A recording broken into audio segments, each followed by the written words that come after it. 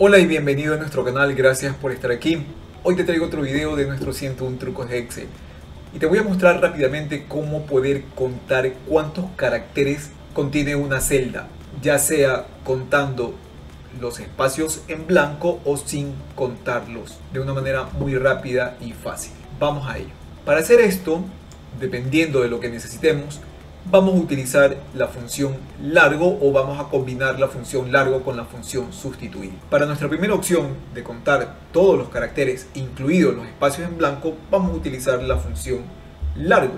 La función largo lo único que necesita es seleccionar la celda y nos dirá cuántos caracteres tiene el dato o los datos que están allá adentro, incluido los espacios. Ahora, si yo quisiera contar las letras sin el espacio en blanco, volveríamos a utilizar la función largo, pero esta vez vamos a combinarla con la función sustituir para sustituir esos espacios en blanco por caracteres nulos, de tal manera que no se cuenten como tales. Para lo cual voy a utilizar la función sustituir, que me pide el texto que voy a encontrar y voy a sustituir. Lo primero que tengo que hacer es agregar la celda donde quiero hacer la sustitución. Luego me va a preguntar el texto original. Como es un espacio en blanco, este debe ir entre comillas, dejando un espacio entre las mismas, entre doble comillas, punto y coma.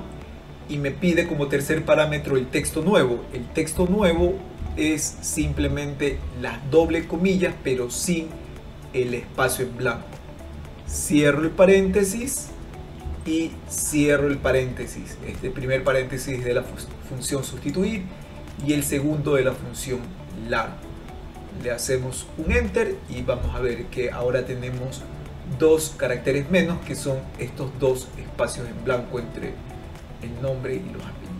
Así que, como puedes ver, es muy sencillo utilizar la función largo para contar cuántos caracteres tiene el contenido de una celda, o combinar la función largo con la función sustituir para contar los caracteres ignorando los espacios en blanco. Así que eso era lo que te quería contar en este video de manera muy rápida y sencilla. Espero que te haya gustado y que te sea de utilidad, que es lo importante de estos videos. Gracias por estar aquí y nos vemos en el siguiente video. Chao, chao.